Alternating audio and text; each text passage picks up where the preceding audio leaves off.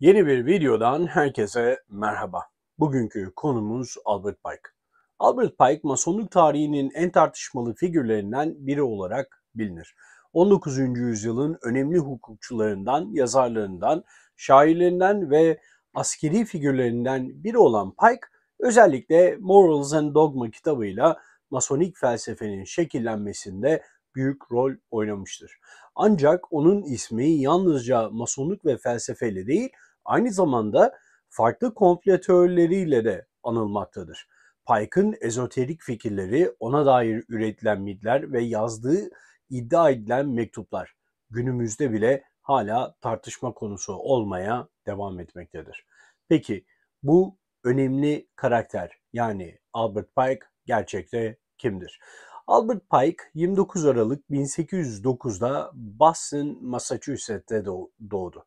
Zeki ve öğrenmeye çok meraklı bir çocuk olan Pike, genç yaşta klasik edebiyat, tarih ve diller konusunda kendini çok fazla geliştirdi. Küçük yaşlarda, daha gençlik yıllarında Latince, Yunanca, İbranice ve Sanskritçe gibi dilleri öğrenmeyi başardı. Daha sonra ilerleyen hayatında farklı dilleri de yine bilgi dağarcığına eklediğini biliyoruz. Harvard Üniversitesi'ne kabul edilmesine rağmen maddi zorluklar sebebiyle eğitimini tamamlayamadan bu okuldan ayrıldı. Ancak akademik eğitimi yarım kalmasına rağmen kendi kendini yetiştirerek hukuk alanında büyük bir uzman haline geldi ve avukat olarak çok iyi bir kariyer yaptı. Pike gençlik yıllarında Amerikan sınır bölgelerini keşfetmeye merak saldı ve bir süre Arkansas'ta öğretmenlik yaptıktan sonra hukuk pratiğine başladı. Avukat olarak çalışırken Amerikan yerlileriyle ilgili bazı yasal düzenlemelerde önemli roller oynadı ve onların haklarını savunan birkaç çalışmaya da bizzat imza attı. Amerikan İç Savaşı sırasında Konfederasyon ordusunda Tuğgeneral olarak görev yaptı ve özellikle Amerikan yerlerinden oluşan birlikleri komuta etti. Ancak askeri kariyeri pek de başarılı olamadı. Bazı disiplinsizlik, lojistik problemler ve savaş stratejileriyle yaşanan başarısızlıklar nedeniyle ordudan ayrılmak zorunda kaldı. Savaş sonrası tekrar hukuk ve yazı çalışmalarına yöneldi.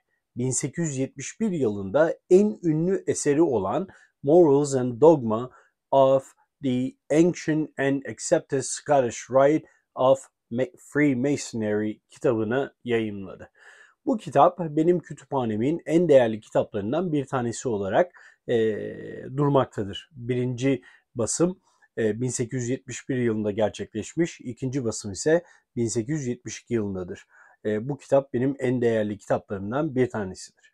Bu kitap Masonluk içindeki ezoterik bilgileri ve felsefeyi detaylandırarak birçok Mason için temel bir rehber haline geldi. Aynı zamanda Masonik ritüellerin, sembollerin ve tarihi ve bu sembollerin tarihi kökenlerini derinlemesine bir analizini sundu insanlara. Masonluk ve ezoterik çalışmaları üzerine de biraz bilgi vermek istiyorum. Albert Pike Masonluk içindeki en yüksek derece olan yani İskoç ritinde en yüksek derece olan 33. dereceye yükseldi. Masonluk içinde iki çeşit yol vardır. Biri İskoç riti, diğeri de York riti olarak bilinir. İskoç ritinin Güney Bölgesi Yüksek Konseyi'nin büyük kumandanı olarak görev yaptı. Ezoterik düşünceye olan ilgisi sayesinde Masonluk felsefesinin derinlemesine inceledi ve ritüellerin, sembollerin kökenlerini araştırdı. Bu süreçte Masonik ritlerin farklı kültürlerdeki kökenlerini inceledi ve Masonik öğretinin zaman içinde nasıl geliştiğini ortaya koymaya çalıştı. Pike'ın çalışmaları Hermetizm, Kabala, Gnostisizm, Zerdüştlük ve Doğu mistisizmi gibi farklı öğretilerden etkilendi. Bu alanlarda yaptığı derin araştırmalar Masonluğun felsefi yönünü daha kapsamlı bir hale getirmesine oldukça katkıda bulundu. Masonluk içinde sadece etik ve ahlaki gelişim değil, aynı zamanda metafizik ve spiritüel bilinçlenme üzerine de yoğunlaşan bir yaklaşımı benimsemişti kendisi. Morals and Dogma kitabında Masonik sembollerle antik inanç sistemleri arasında bağlantılar kurarak bu sembollerin tarih boyunca nasıl anlam kazandığını insanlara bu kitabında açıklamıştı. Örneğin Masonik ışık sembolünün Gnostik öğretilerde bilgi kavramıyla olan ilişkisini derinlemesine inceledi ve bu konuda yapmış olduğu, yani Lucifer'a yapmış olduğu atıfta da kendisine çok fazla suçlamalarda yöneltilmişti. Pike, Masonik ritüellerin yalnızca sembolik olmadığını, aynı zamanda da bireysel ve kolektif bilinç düzeyinde anlam taşıyan derin ezoterik öğretiler içerdiğini savunuyordu. Ona göre Masonluk yalnızca bir kardeşlik örgütü değil, aynı zamanda bireyin kendini geliştirmesi ve hakikati araması için bir felsefi yoldu ona göre. Ayrıca kabalistik düşünceyi Masonluk öğretisiyle ilişkilendirerek evrenin yaratılışı ve insanın spiritüel evrimi hakkında da yorumlar yapmayı ihmal etmedi. Yapmış olduğu bu yorumlar ve araştırmalar Masonluk dünyasına, Masonik öğretiye çok fazla katkı sağlamıştı. Eski Mısır ve Mezopotamya uygarlıklarındaki inanç sistemlerinin Masonluk üzerindeki etkisini detaylı bir şekilde incelemişti Albert Pike. Pike'ın ezoterik çalışmaları Masonluk içinde büyük yankı uyandırmış, ancak aynı zamanda bazı gelenekçi masonlar ve dış dünyadaki harici muhafazakar çevreler tarafından oldukça sert bir şekilde eleştirilmişti. Öncelikle Lucifer kavramı üzerine yaptığı açıklamalar sonradan çarpıtılarak onun satanist olduğu iddialarına yol açmıştı. Ancak Pike bu tür iddialara karşı Masonik öğretilerin ahlaki ve etik gelişimi amaçladığını, herhangi bir kötücül inançla bağlantılı olmadığını savunmuştu. 1865 yılında Pike, New York şehrinde halka açık bir Masonik vaftiz töreni gerçekleştirdi. Bu tören Albert McKay gibi ünlü Amerikalı masonların bile bu olaya şüpheyle ve eleştiriyle yaklaşmasını sağladı. 1820'lerde bu gelenek 1820'lerde başlayan eski Avrupa Masonik vaftiz törenlerine dayanmaktaydı. Bununla birlikte New York Times gibi bazı kaynaklar ve medya organları törene olumlu yaklaştı ve onu ilginç ve yenilikçi olarak tanımladı. Ritüelde 6 çocuk Pike tarafından kutsal su ve kutsal yağ ile vaftiz edilmişti.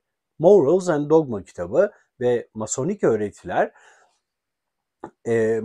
öğretilere baktığımızda Morals and Dogma adlı kitabı Masonluğun yalnızca bir kardeşlik örgütü olmadığını, aynı zamanda da çok derin bir ezoterik öğreti sunduğunu bizlere göstermektedir. Kitap Masonik felsefe, sembolizm ve ritüeller üzerine detaylı analizler sunarak Masonların hem bireysel hem de kolektif olarak manevi ve entelektüel gelişimini teşvik etmektedir.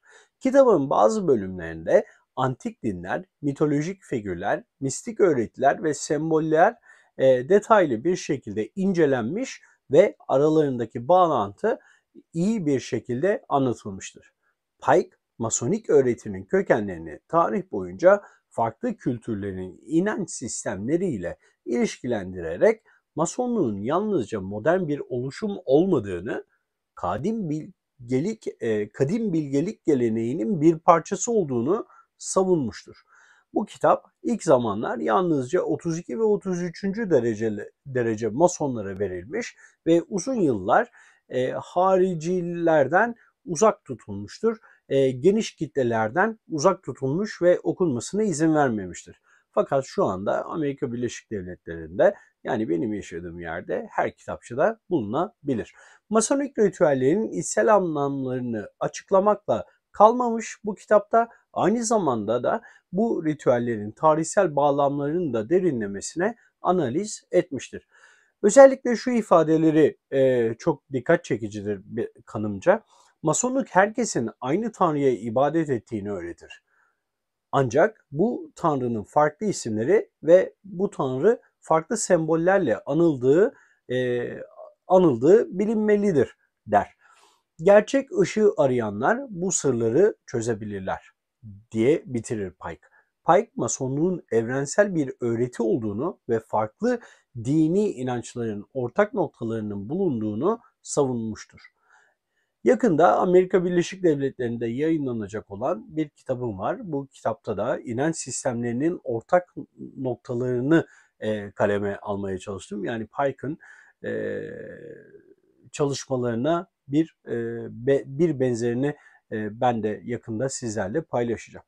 Pike'a göre Masonluk belirli bir dine bağlı bir yapı değildir. Aksine tüm inanç sistemlerinin ortak manevi ilkelerini temsil eden bir öğreti bütünüdür. Bu gibi ifadeler bazı çevreler tarafından gerçekten çok yanlış yorumlanmıştır. Pike'ın okült öğretilere yöneldiği bu sözlerden dolayı iddia edilmiştir. Ancak aslında Pike'ın amacı Masonluğun tarihsel ve felsefi temellerini anlamaya yönelik bir perspektif sunmaktı.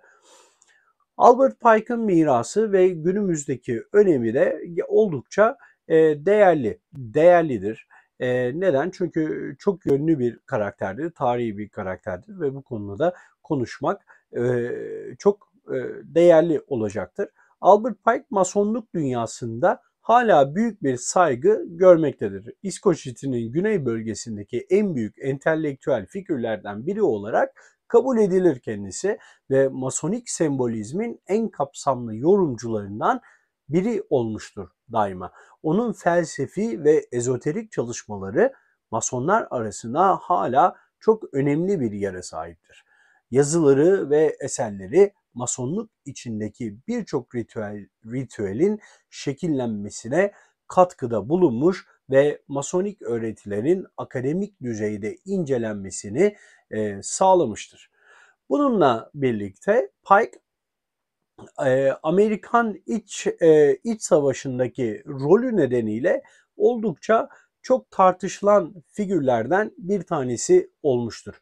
Çünkü Güney Ordusu'nda savaşmış ve Güney Ordusu'nda tuğgenerallik yapmış, ve Güney eyaletlerinde ırkçı olduğunu, yani o zamanın konjonktüründe ırkçı olduğunu biliyoruz ve köleliğe destek vermekteydiler. Konfederasyon ordusunda bir general, tuğgeneral olarak görev yapmış olması özellikle 21. yüzyıldaki sosyal ve politik hareketler açısından onun mirasını çok tartışmalı bir hale getirmiştir. Bu bağlamda Washington DC'de bulunan heykeli 2020'deki Black Lives Matter protestoları sırasında yıkılmıştır, zarar görmüştür. Heykelin kaldırılması onun mirası üzerindeki görüş ayrılıklarının bir göstergesi olarak kabul edilir.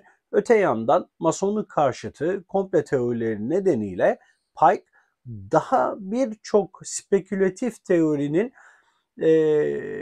bazı tezlerin hedefi olmaktadır. Onun ismi Gizli Dünya Hükümeti, Yeni Dünya Düzeni gibi teorilerde sıkça anılmaktadır. Masonluk içindeki semboller ve yazıları yanlış yorumlanarak manipüle edilmiştir ve edilmektedir de hala. Ancak akademik ve tarihsel perspektiften bakıldığında Albert Pike, Masonluğun felsefi gelişimine çok büyük katkılarda bulunmuştur. Ezoterik ve mistik öğretileri derinlemesine incelemiş, çok önemli bir figürdür ve kendisinin konuştuğu, okuyabildiği ve kalem oynatabildiği diller arasında da bu kadim inançların yazıldığı dillerde bulunmaktadır. Bu yüzden o kendisinin çok fazla bir avantajı vardır bu konuda. Onun Masonluğa getirdiği ezoterik yorumlar, ritüelistik analizler ve sembolizm üzerine yaptığı katkılar modern Masonluk anlayışını şekillendiren en önemli unsurlardan biri olmuştur. Ancak özellikle Masonluk karşıtı çevreler tarafından zaman zaman çarpıtılan bazı açıklamaları onu komple teorilerinin tam olarak kalbine, merkezine yerleştirmiştir. Az önce bahsetmiş olduğum gibi Lucifer, ışık getiren ile ilgili sözleri 3 Dünya Savaşı kehaneti gibi iddialar tarihsel olarak kanıtlanamamıştır. Yani böyle bir kanıt elimizde yoktur. Onun yazdığını ispatlayan bir belge de yoktur. Bütün bunlara rağmen günümüzde hala bu konular tartışılmaktadır ve belli zamanlarda tekrar önümüze getirir. Morals and Dogma, Masonik felsefeyi anlamak isteyenler için hala temel kaynaklardan biri olarak görülmektedir. Masonik düşüncenin gelişimine yaptığı katkılar Masonlar arasında çok büyük bir etki yaratmış ve Masonluğun metafizik ve felsefi yönlerini de derinleştirmiştir. Sonuç olarak Albert Pike'ı değerlendirirken onu sadece bir Mason olarak değil, aynı zamanda hukukçu, yazar, şair ve bir tarihçi olarak da ele almak lazım gelir. Tarihi ve ezoterik perspektifleri birleştiren çalışmaları onu sadece Masonluk için değil, genel anlamda ezoterik düşünce tarihinin en önemli figürlerinden biri haline getirmiştir. Komple teorileri ve suçlamaları da beraberinde incelememiz gerekir. Albert Pike'ın yaşamı ve fikirleri tarih boyunca çok büyük tartışmalara konu olmuştur. Amerikan İç Savaşı'nın ardından eski konfederasyon üyeleri oy kullanma hakkından mahrum bırakıldığında Pike siyahların oy haklarına karşı çıkmış ve burada da bazı bazı cümlelerin kendisine atfedildiğini görebiliyoruz. Ona göre ülkeyi yalnızca beyazlar yönetmeli ve bu hak sadece beyaz ırka ait olmalıydı. Bu düşünceleri şu sözlerle ifade ettiği aktarılmıştır. Bu konuda da yine bir kanıtımız bulunmamaktadır.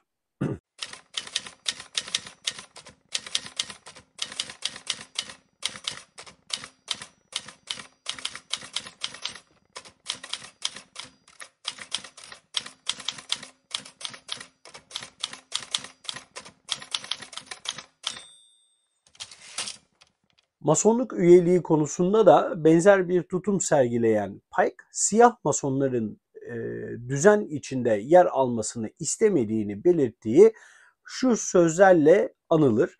Prince Hall Mason locaları siyahi Amerikalıların kurduğu düzenli localardı ve Pike'a ait olduğu iddia edilen bir konuşma daha var. Yani bir cümle silsilesi var. Onu da hemen burada sizlerle paylaşmak istiyorum.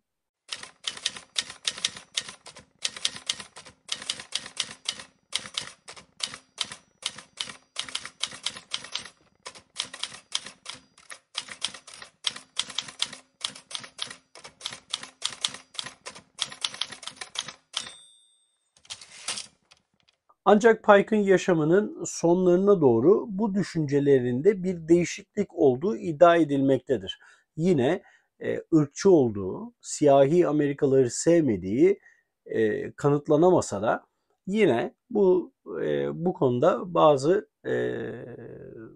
çalışmalar yapılmıştır. 1945 tarihli bir mektupta Birleşik Yüksek Konsey Güney Bölgesi Prince Hall Masonluğu'nun egemen büyük kumandanı Willard Allen, Pike'ın masonluk kariyerinin ya daha doğrusu hayatının sonlarına doğru siyahi masonlara karşı dostane bir tutum geliştirdiğini ifade eder. Hatta Prince Hall Masonluğu'nun Güney Bölgesi Yüksek Konseyi'nin lideri Thornton Jackson ile gerçekten kişisel bir dostluk kurduğu ve ona tüm masonik ritüel setini hediye ettiği belirtilmektedir. Pike'ın ismi aynı zamanda da Ku Klux Klan yani KKK ile olan ilişkisi nedeniyle de gerçekten çok tartışmalıdır. Örgütün kuruluşundan 3 yıl sonra 16 Nisan 1868'de Memphis Daily Appeal gazetesinde yazdığı bir makalede Klan'ın amaçlarını desteklemekle birlikte yöntemleri ve liderlik yapısıyla ilgili bazı ağır eleştirilerde bulundu.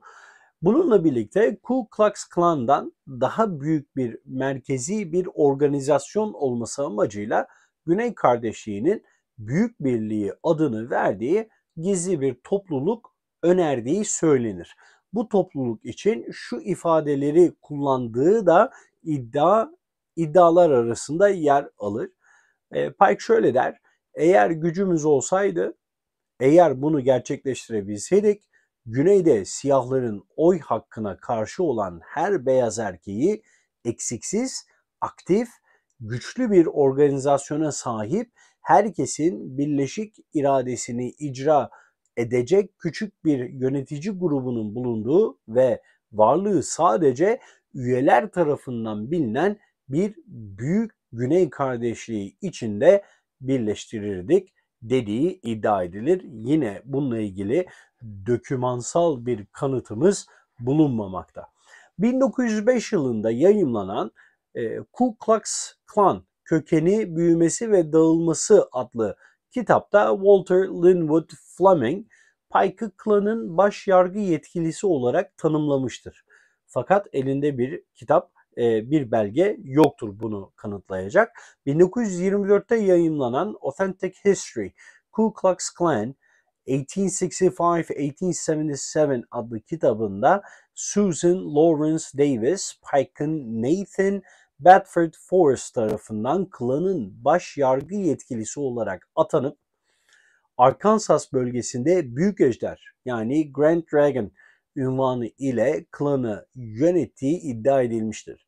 1939'da Stanley Horn, Pike'ın Klan lideri olarak atandığını ve 1868'de bölgedeki Klan faaliyetlerinin artışında büyük rol oynadığını da ileri sürer. 1915 yılında Klan yeniden canlandırıldığında Illinois merkezli bir Albert Pike Klanı adlı yerel bir şube bile kurulmuştur. Pike'ın Klan'daki konumu hakkında tartışmalar devam etmektedir. 1971 yılında Alan Trelease, Pike'ın Klan'ın anayasasında yer almadığını ancak gizli topluluklara olan ilgisi ve Klan'ın amaçlarına sempatiyle bakması nedeniyle örgütle bağlantısı olabileceğini öne sürmüştür. 1997'de Walter Lee Brown, Pike'ın Klan üyesi olmadığını iddia etmiş ve şu ifadeyi kullanmıştır. Ne döneme ait ne de daha sonra yazılmış güvenilir bir kanıt Pike'ın klana katıldığını göstermektedir. Yani buradan anlıyoruz ki Pike'ın üyeliğini, yani bu klana olan üyeliğini gösteren herhangi bir kanıt bulunmamaktadır. Bunların yanında Albert Pike'ın ismi Illuminati ile bağlantılı olduğu iddia edilen birkaç mektupla da anılmaktadır. Masonik yapılanmaların tümünün Illuminati'ye hizmet ettiği öne sürülürken Pike'ın 15 Ağustos 1871'de İtalyan mason Giuseppe Mazzini'ye yazdığı mektupta büyük savaşları öngördüğü yine iddia edilir. Bu mektup 1950 yılında Kanada Kraliyet Donanması'ndan emekli bir istihbarat subayı olan William Guy Carr tarafından ortaya çıkarılmıştır. Bu mektupla ilgili hala incelemeler, kanıt savaşları devam etmektedir. Fakat hala kanıtlanan bir şey yoktur. Mektupta Pike 3 büyük dünya savaşı planladıklarını ve bu savaşlar yoluyla dünya düzeninin değişeceğini iddia etmiştir. Şimdi size bu mektuptan bir kısmı okumak istiyorum. aydınlanmacı düşüncenin amacına ulaşması için öncelikle bir dünya savaşı çıkarmalıyız. Bu sebeple Rusya'da Çar'ı zayıflatıp ateizmi ve komünizmi hakim kılmalıyız. Casuslar vasıtasıyla çıkaracağımız Birinci Dünya Savaşı sonrası komünist düzeni iyice inşa etmeliyiz ki tüm hükümetleri yıkabilelim ve tüm dini düzenleri zayıflatabilelim. Ardından İkinci Dünya Savaşı'nı çıkarmalıyız ve bunu gerçekleştirmemiz için faşistler ve Siyonistler arasında savaşla sonuçlanacak bir gerginlik oluşturmalıyız. İkinci Dünya Savaşı sürecinde uluslararası komünizm mutlaka Hristiyanlığı dengeleyecek bir güce ulaştırılmalı diye devam eder mektubunda. Fakat 3. Dünya Savaşı için Pike şu ifadeleri kullanır. İslam dünyasının liderleri ve Siyonistler arasında ajanlarımız vasıtasıyla ayrı düştükleri konular üzerinden büyük gerginlikler çıkarmalıyız ve bu savaş Müslüman Arap dünyası ve İsrail devletinin birbirlerini yok edecekleri şekilde dizayn edilmelidir der. Bu iddialar günümüzde hala tartışılmaktadır ve hala da yani birçok kanıtın eksikliği yüzünden de insanlar bu konu üzerine durmadan tartışmalarını sürdürürler ve bu mektubun sahte olup olmadığı konusunda da hala kesin bir kanıtımız yoktur. Ne doğruluğunu ne sahteliğini ispatlayabiliyoruz. Ancak benzer bir stratejinin Amerika Birleşik Devletleri'nin eski Dışişleri Bakanı Henry Kissinger tarafından da dile getirildiğini söylemek zorundayım bir siyaset bilimci olarak.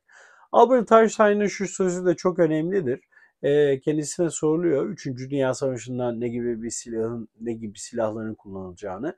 O da şöyle cevap veriyor. 3. Dünya Savaşı'nda hangi silahların kullanılacağını bilmiyorum ama 4.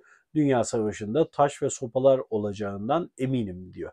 Yani 3. Dünya Savaşı'nın ne gibi bir yıkım getireceğini bizlere bu şekilde anlattığını görüyoruz. Sonuç olarak Albert Pike'ın hayatı, fikirleri ve ona atfedilen mektuplar bugün hala tartışma konusudur. Tarihin en önemli figürü Masonluk, Illuminati ve dünya siyasetinde derin etkileri olduğu iddia edilen çalışmalarıyla araştırılmaya devam edilmektedir. Eğer bu videomu beğendiyseniz lütfen sevdiklerinizle paylaşmayı unutmayınız. Ezoterizm konularını ilginç buluyorsanız lütfen bu kanala abone olmayı da ihmal etmeyin. Diğer videolarımı da izlemeyi unutmayın. Bana ayırdığınız süre için size çok teşekkür ediyorum. Bir sonraki videoda tekrar görüşmek üzere efendim. Hoşça kalın.